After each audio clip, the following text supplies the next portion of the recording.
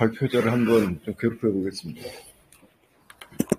일단 첫 번째, 아주 간단하게 얘기하면, 미국 운동사가 잘 안 알려져 있어요. 그 다음에 이제, 유럽적 스탠다드로 봤을 때, 이제 19세기 후반과 20세기 초반에 이제 민중들의 저항을 고려할 때, 미국 자본주의가 굉장히 잔인해서, 잔혹해서, 이제 상당히 개업 투자의 강도가 높은 시기였다고 이렇게 평가를 하거든요. 평가를 해서 그래서 이제 제가 개인적으로 몇 권의 운동사 책을 들여다봤는데, 이제 지금 국내에는, 그러니까 이제 하워드 진의 민중사 정도의 개념. 그래서 이제 미국의 이제 노동운동사라든지, 그 다음에 실제로 기층 민중운동의 다양한, 그 다음에 또 유토피아적 실현이라든지, 이런 것들 좀 들여다보게 되면, 흔히 이제 특히 한국의 활동가들, 연구자들이 생각하는 것보다는 굉장히 풍부한 전통들이 있다라고 이해를 하실 필요가 있고, 그와 덧붙여서 사실 이제 그러니까 꼭 그런 뜻으로 한 건 아닌데, 그러니까 이제 베트남 반전 운동 같은 경우는 20세기 미국에서는 굉장히 역사적 사건이다. 물론 이제 물리적으로는 이제 그러니까 미국의 지원이 없는 남베트남 괴뢰 정부가 이제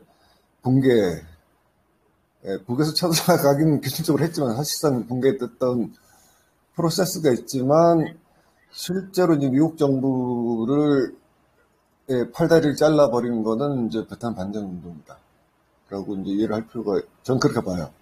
그다음에 그 운동은 그냥 갑자기 된 게 아니라, 사실 이제 프랑스한테 미국이 의도하지 않게 어쩔 수 없이 개입한 그게 사실 에펙트에 가까운데, 그 초기 시점 같은 경우는 소위 이제 민주공화 양당이 미군 파견을 해서 동의하고, 그 다음에 가 있는 미군에 대한 지원. 그죠? 한국전쟁이 끝난 지 얼마 안 됐기 때문에 그 분위기를 따라가지고 굉장히 전체적으로는 베트남 개입에 대해서 우호적인 분위기가 서서히 대중적 의견에서 바뀌고, 운동들이 이제 그게 68 운동의 핵심이잖아, 사실. 68이 그냥 문화적인 것만 있었던 게 아니라 실제로 베트남 반전 투쟁과 운동이라고 하는 그 흐름 자체가 이제, 그러니까 그 거대한 물결이 미국 사회를 안에서 흔들었던 거예요. 그러니까 조금 이제 점프를 하게 되면 이제 사실 우리가 이제 나중에 이제 토론을 깊이 할 수는 없긴 하지만, 제국주의를 논하는 거는 이 제국주의를 어떻게 패배시킬 것인가라는 이슈와 이제 관련이 되는데, 그와 비춰봤을 때는 베트남은 반전 운동은 굉장히 중요한 사례다라고 보는 것이고, 더불어서 2004년에 이라크 반전 운동 같은 경우도 사실은 굉장히 중요한 거예요. 왜냐면 그때 이제 1월 24일인가요? 전 세계적으로 한 5천만 정도가 동원이 된 거니까, 68 때의 베트남 몇 번의 국제적 액션이 있었어요. 있는데 그거를 사실상 이제 21세기 버전으로 업그레이드 하는데 성공한 거예요. 물론 지금 이제 팔신 가자 전쟁을 보면 엄청난 후퇴죠. 그러니까 이제 베트남 때나 또는 이라크 때 했던 이 동력을 못 가져내는 거니까. 물론 미국에서 단체들이 열심히 하고 있습니다. 그렇지만 이 반전 운동의 세계사라는 점에서 보자면, 지금 현재 상태는 운동들이 반성의 지점이 많다라는 게 제 일단 판단이고요. 그러니까 요거는 이제 토론 과정에서 나왔던 얘기에 대한 제 코멘트고, 한 두세 가지 더 할 게 있는데, 이제 또 하나 이제 심플한 거는, 김장민 박사가 전체를 그리다 보니까, 약간 이제 오해의 소지가 있는, 오해의 소지가 있을 수 있는, 구성이에요. 그게 무슨 의미냐면, 그러니까 이제 미국의, 소위 미국 정부, 연방 정부로 하더라도, 의견이 단열하지 않잖아요. 그 다음에 이제 어쨌든, 상당한 정도의 민주주의를 해온 역사가 있기 때문에, 그러니까 같은 제국주의라도 크게는 이제 민주공화가 있긴 하지만 그 내부에서 역시 그 다양한 분파들이 존재하고 다양한 분파들의 존재는 다양한 전략들이죠.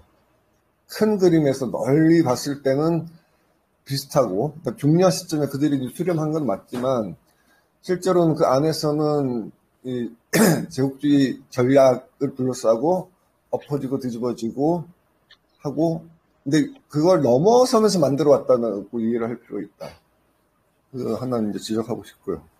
그러니까 그 과정에서 보게 되면 실제로는 그러니까 김영희 박사 글은 마치 처음부터 미국의 단일한 마치 공산당처럼 단일한 연방정부의 비행 아래서 이렇게 쫙 밀어붙였다. 역사적 사실에 부합하지 않아요. 뒤늦게 치고받고 싸고 이제 하면서 이제 어떤 거니까. 근데 이건 이해를 돕기 위해서 이제 간략하게 했기 때문에 그런 거라고 이해를 하고 하지만 그 조금 더 정교한 틀을 포함시켜야 된다는 게 첫 번째 제 지적 사항이고요. 코멘트고. 그다음 두 번째는 사실 이제 이건 굉장히 저는 치명적이라고 보는데 아까 이제 송종훈 선생이 이제 제국주의에 대해서 레닌 슬쩍 끄집어냈는데 사실 이제 5개 지표는 옛날 얘기잖아요. 옛날 얘기인데 이제 제가 이제 김장민 선생의 제국주의론에 대한 크리틱의 핵심은 그러니까 레닌하고 똑같은 거예요. 제국주의하고 자본주의가 같은 건데 미국에서는 그러니까 이제 이게 흔히 제국주의론들이 이제 레닌이 거꾸로 뒤집은 것도 그러니까 끝에 나오는 정치 군사적 지표인데 이제 그럼 앨리스도 부분적으로 지적했는데 미국 자본주의의 이제 성장과 발전, 진화, 이 프로세스하고 제국주의하고 딱 맞아 떨어져 가는데 이제 이 글에서는 미국 자본주의가 어떻게 발전, 성장했는지에 대한 설명이 생략돼 있어요. 근데 저는 두 개는 반드시 결합되어야 한다는 거고, 그러다 보면 이제 마지막, 이제, 이건 뭐 코멘트이기도 하고 질문이기도 한데, 그러니까 지금 미국이 이제 보통 다 쇠퇴했다고 하는데, 정확히 얼마만큼 쇠퇴했는지에 대한 얘기가 사실 저는 이제 수치화시켜야 된다고 봅니다.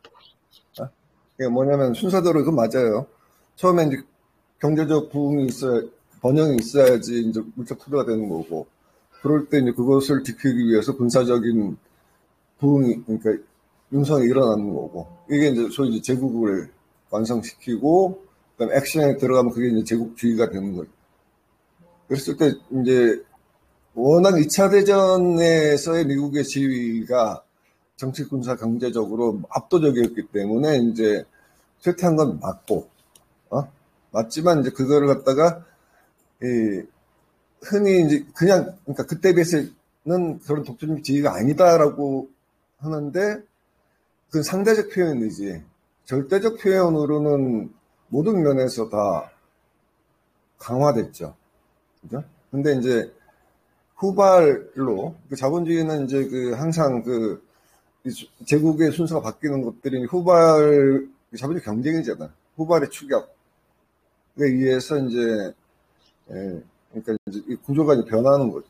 변하는 거여서 사실 이제 막스주의 경제학에서도 이제 이 20세기 후반 그러니까 이제 자꾸 아까도 나왔듯이 이제 자꾸 일국 국가 단위의 분석에 빠지는데 그러니까 미국은 일국이면서 일국이 아니라고 봐요. 미국은 일국이면서 일국이 아니라고 보는 게 뿌리가 이제 유럽에 있기 때문에 뿌리가 유럽에 있기 때문에 일국인과 동시에 초국경적 엔티티라고 보거든요. 그래서 그게 본질적으로는 자본주의고, 그 다음에 이제 제국주의도 그 전과 레닌 시대에 분석했던 것과는 다른 차원으로 업그레이드를 시킨 거고. 그거에 대한 접근은 뭐 크리틱을 하면서 굉장히 많은 것들이 이제 이루어진 거에 비하면 사실 막스주의자주의의 이제 제국주의로는 좀 빈약하다. 그다음에 좀 속되게 표현하면 아리의 얘기는 약간 헛방, 문제 핵심을 놓치고 있다라는 게 이제 제 개인적인 판단이거든요. 그래서 이제 하여튼 이거는 우리 공동의 과제로서 이제 쇠퇴라고 하는데 이게 절대적 숫자에서의 쇠퇴는 아니라고 하는 게 분명을 해야 되고, 그 상대적 의미에서 쇠퇴라고 하더라도 미국 자본주의는 이제 그 현대 자본주의의 핵심 기술, 핵심 생산력에 대한 헤게모니는 꽉 잡고 있는 거고. 그러니까 시진핑이 아무리 그 고질의 신질 생산력 이렇게 하더라도 그게 무슨 말인지 알겠지만, 미국 자본주의와 중국 자본주의 격차라고 하는 것은 상당히 이제 있는 거고, 하여튼, 노령화 문제나 그런 걸로는 그건 주변적인 요소고, 오히려 중국을 근본적으로 제약하는 거는 이런 생산력과 테크놀로지 상에서의 근본의 격차를 전환할 수 있는 그 동력이 중국이 없기 때문에 못 따라잡는다고 봐야 됩니다. 그래서 이런 것들을 조금 이제 수고스럽지만 우리가 이제 그 데이터를 뒤지고 재구성하고 해서 이제 만들어가야 된다.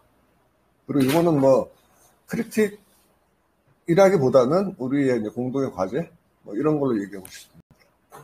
어쨌든 그렇다 하더라도 지금 미국이 기존에 갖고 있었던 강한 만큼이 굉장히 쇠퇴하고 있기 때문에 우리에게는 기회다라고 생각을 합니다. 근데 그 기회가 되기 이전에 실질적으로 지금 관세 장벽이 있으면서 굉장히 많은 노동자들이 해고될 거다라고 하는 부분들이 예상이 되고 있고, 그리고 전체적으로 봤을 때는 어쨌든 미국에 의해서 기존에 찍어놓으려고 했던 부분들을 고스란히 받으려고 하는 나라는 없고, 그러한 것들이 조금씩 움직이고 있고, 그거에 대한 블록들이 형성되려고 하고 있지 않나라는 생각을 저는 좀 하게 됩니다. 그래서 이 시기에서 소위 운동 진영이 어떠한 형태로 나아가느냐가 굉장히 저는 하나의 계기점이 될 수 있지 않나라는 생각을 좀 해서, 오늘 이야기한 부분에서 아까 우리 선배님 이야기한 것처럼 한 걸음 더 나아가서 사실은 굉장히 중요한 시기다라는 생각을 저는 좀 하거든요. 그럼에도 불구하고 운동의 주체 세력들은 약하고, 그에 반해서 어쨌든 시민광장이 일어났던 것처럼 일어나고 있는 이것을 담을 만한 그릇들이 미진한 부분들이 지금의 상황이어서 좀 안타까운데, 그 부분을 좀 더 구체적으로 그래서 실천의 방침이 나와 행동을 막 하잖아요. 그것까지 좀 끌어내면 좋겠고, 그것의 한 역할을 포닉스가 좀 하면 좋겠다라는 생각을 좀 하게 됩니다. 네, 잘 들었습니다. 해요? 네, 마무리 이제. 아까 이제 김영민 박사가 이스라엘의 사례를 든 거는 앨리스가 미국에서 봤을 때는 예외적인 상황이다라는 거는 제가 볼 때 좀 정확한 것 같아요.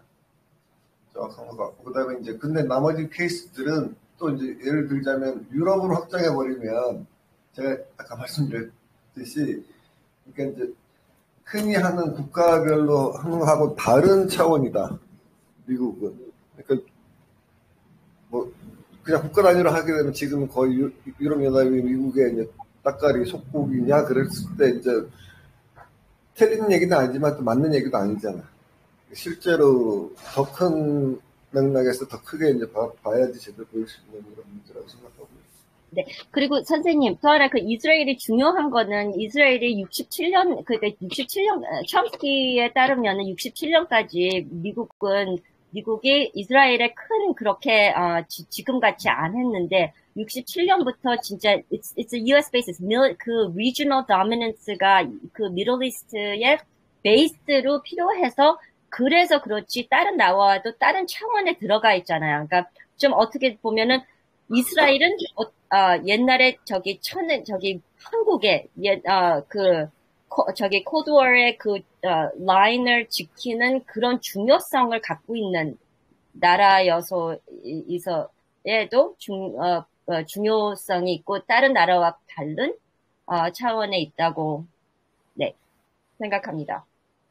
알겠습니다. 지적 중에서, 지금 사실 이제 아까 쇠퇴 위기 이 얘기가 사실 이거가 따로 떼내서 좀 진중하게 얘기할 필요가 있다는 생각이 들어요. 그런데 이제 일단 제기를 하셨으니까 그거에 대해서 간략하게 김양민 박사가 답하면서 토론에 맞추십시오. 그 마무리하는 거로요? 하여튼 그걸 다루다가.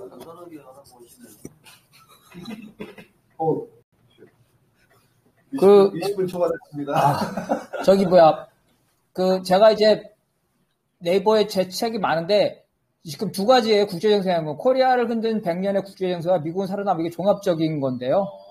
그래서 거기 내용을 그대로 가져온 거예요. 그래서 지금 경제 얘기했는데 경제 보면 여기 나와요. 미국 경제가 어떻게 성장했고, 그 다음에 관세 전쟁이나 환율 전쟁, 달러 전쟁, 블록 전쟁, 에너지 뭐 이런 것들도 다 나오고요. 그 다음에 이제 미국의 세태에 관한 부분, 미국 세태에 관한 부분도 이 인구적인 거나 뭐 여러 가지를 해서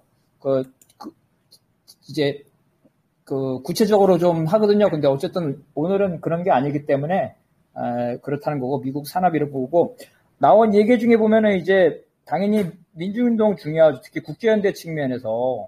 그래서 우리가 이제 강조해야 되고, 제가 말하고 싶은 요지는 이제 그게 아니라 이제 민주운동이 어떤 정권 교체나 국제연대 차에서는 중요한데, 베트남 반전운동이 그러면은 미국의 반전운동이 그건 아니잖아요.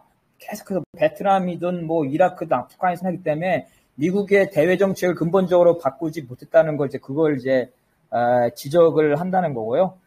그 다음에 이제 이건 잠깐 여기까지인데 중요한데, 우리 5월 달에 그리스 공산당 출신인 사람이 와서 이제 제국지 피라미드에 대한 토론을 우리가 할 건데, 레닌의 5개 지표인데 맞아요. 레닌의 그 옛날 거, 그 시대 거를 가져와가지고 그대로 하는 거는 문제가 있게, 현대적 의미의 제국주의 분석이 필요한 건 맞는데, 저도 이제 5개 지표를 계속 유지를 하는데, 그 이유는 뭐냐면은 이게 실천적인 문제라는 거예요. 그러니까, 누가 제국주의냐 아니냐를 분석하는 것도 중요하지만 그건 학자들이 할 거고, 저는 실천가로서 어떤 투쟁을 할 거냐에 대해서 이 반미 투쟁에 집중해야 되고, 제국주의를 쫓겨봐야 된다는 거예요. 우리가 뭐 시간도 많고 영역도 많고 미국도 비판하고 중국도 비판하고 러시아도 비판하고 뭐 학자들은 다 비판할 수 있죠. 그렇지만 우리가 반제국주의 운동을 한다 그럴 때는 결국은 이 세계 자본주의의 개수, 추계인 미국에 집중하기 위해서 제국주의를 아주 좁게 해석을 하는 거죠.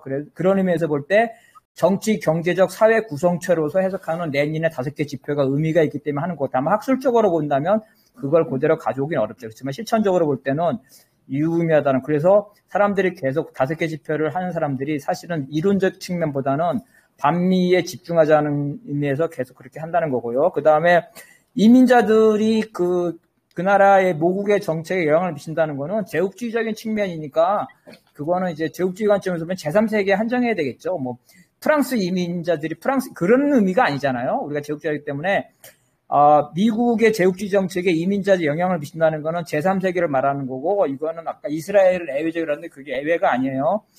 기본적으로 이란, 이집트, 쿠바, 뭐 우크라이나, 그 다음에 베네수엘라 다 하더라도 기본적으로 어떤 시스템이냐면은 그 나라 사람들이 미국의 관료, 한국도 지금 조세 유인이 한국계잖아요. 그 전에 또 있고 다 그런 사람. 그래서 다른 나라도 마찬가지예요. 그래서 미 국무부의 대사에 관한 것, 그 다음에 CIA의 분석가들, 그래서 군대와 외무부 공무원, 그 다음에 이제 그 전문가들, 유학생들, 이런 네트워크로 해서 이들이 친미적인 네트워크가 바로 미국의 이민사회에 연결돼 있고, 이들이 필요하면 쿠데타, 이란 쿠데타, 이집트 쿠데타, 쿠바, 뭐 중남미, 우크라이나 전부 다 미국의 이민자들이 다 연결된 거예요. 왜냐하면 그 나라 사람 줄 아는. 그래서 이란에서 쿠데타를 했을 때 미국의 이란계 미국인들을 데려와가지고 이란 사람인 것처럼 해서 쿠데타를 일으켰단 말이에요. 쿠바도 그렇고 다 그렇게 했어요. 우크라이나도 우크라이나에서 우크라이나 파시스트들이 미국이 처벌하지 않고 2차 대전 이후에 미국으로 이민을 받고, 여기서 이들이 다시 우크라이나로 돌아와가지고 현재 우크라이나의 친미 정권, 파시스트 정권을 세운 거예요. 그래서 저는 프랑스라든가 영국이라든가 이렇게 그런 의미가 아니라 제국주의적인 측면에서 미국의 이민자들이 미국의 제국주의 정책의 도구가 되고 있다는 거는 특수한 게 아니라 보편적인 현상이라는 거예요. 이스라엘만 그런지 다 그래요. 이집트, 쿠바 다 역사적으로 보면. 피그만 사건도 마찬가지잖아요. 미국계 쿠바인들을 동원해서 침략한 거잖아요. 딴 나라도 다 마찬가지예요. 그래서 이거는 이스라엘만 한정된 게 아니에요. 다만 이런 거죠.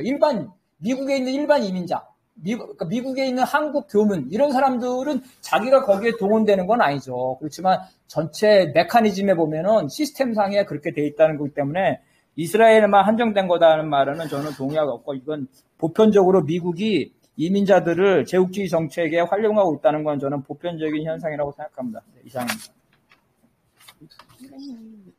예, 많은 토론 주제를 좀 확인한 것 같고요. 그다음에 어쨌든 그 쇠퇴라는 용어 자체가 굉장히 그 혼동을 많이 일으키고, 그다음에 앨리스가 아까 얘기한 부분에서 이제 사실 이제 현재로서는 쇠퇴의 징후, 미국의 징후가 이제 많은데 그게 곧바로 위기냐 그랬을 때 또 그건 아니거든요. 그럴 때 우리가 더 많은 좀 그 구체적인 데이터와 트렌드 보는 노력들이 필요한 거예요. 그냥 주관적으로 곧 카타스트로피가 올 것이다 이렇게 얘기하는 것만큼 무책임한 태도는 없기 때문에 예. 원래 할 때 진짜 임박했고요. 자, 당신은 고생하셨습니다. 죄송해요. 끝나기 전에 방금 나온 거라서 딱 30초만 얘기할게요. 예. 30초만 얘기하는데 어떤 거냐면은 제 책에도 나오는데 미국의 이민자들은 여기 나오잖아요. 미국의 이민자들은 미국의 외교 정책에 어떻게 영향을 미치냐 나오잖아요. 그래서 사항에 보면은 로비, 체제 전환, 체제 전보, 외교 정책 이거에서 다 제가 책에 다 자세하게 나오는 내용. 그래서 책을 보시게 되면 이게 이스라엘에 국한된 게 아니라 제3세계에 한정돼서 특히 중남미에 있어서 보편적인 현상이라는 걸 알 수가 있을 겁니다. 네. 잘 알겠습니다. 한 마디 덧붙이면 근데 선생님, 근데 그게 거기서 지금 선생님 얘기한 거는 동의해요. 다양한 사람이 이민자들이 있어서 그 이민자들이 다 어떻게 이용된다. But that's the CIA. I mean, that's the Foreign Service에 들어가는 그런 쪽에서는 그렇지만, 그런데 그거랑 이제 이스라엘 라비는 그 나라의 영향을, 정치적인 영향을 주는 역할을 한다. 그거는 완전 다르는 거잖아요. 저는 그쪽으로 얘기했을 때 이스라엘을 부족했습니다. 그러니까 그 이민자들이 그 나라의 policy를 어떻게 영향을 준다. 그거는 이스라엘 라비가 특별하다고 생각하고, 그리고 선생님이 지금 얘기하신 다른 면은 다양한 많은 이미그런트를 어떻게 사용해서, 그거는 Foreign Service에 들어가는 CIA, Intelligence 학자들도 Area Studies가 왜 생겼는데 바로 이 이유로 생겼잖아요. 그렇게 이용한다는 거는 네, 동의해요. 그런데 그거는 두 개가 똑같이 아니라서 그 차이인지 모르겠습니다. 그 차이, 네. 이 얘기도 사실은 조금 더 거리가 많이 있죠. 저도 케이스 바이 케이스이긴 하나, 이제 어쨌든 저들이 동원하는 시스템도 중요하지만 저 사람들도 그걸 내면화한 주체화 되는 거죠. 일반적으로 동원당하는 건 아니란 말이에요. 그렇죠. 그런 것도 그건 맞습니다. 그래서 얘기가 번지기 때문에 그러면 이제 우리 뒷풀이 하면서 얘기하기로 하고요. 그러니까 아까 마지막에 제가 15초 드릴게요. 네, 그러니까 아까도 아레기나 미어샤 하실 때도 잠깐 느꼈는데, 그러니까 지역학이 왜 생겼냐라고 하는 그 얘기를 하시면 번지면 그러니까 국가와 칼 이런 거는 사실은 국방부 돈을 받고 맞아요. 지역학을 한 거거든요. 네, 맞아요. 모든 지역학들이 사실 이런 맥락에서 좀 그러면 사실은 국제관대학이나 국제정치학이나 이런 거를 보게 되면 그게 따로 해당 지역의 거주민이나 국적을 갖고 있는 사람과 제국주의 국가에서 의도한 정책을 갖고 있는 사람과 뗄 수 있는 건가라는 것도 아주 의미심장한 주제인 것 같다, 이렇게 생각이 좀 듭니다. 네, 끝이에요. 자, 앞으로 또 더 재밌는 토론 해봅시다. 네. 감사합니다. 네, 엘리 선생님, 감사합니다. 예, 네, 감사합니다. 같이, 맛있는 거 먹어야 되네. 다음 달에는 맛있는 거, 다음 달에도 재밌는 거예요. 네, 다음 달에는 밖에 나갈게요. 현장에 갈게요. 네. 예. 안녕히 계세요. 네. 동네가 무슨 놈이야?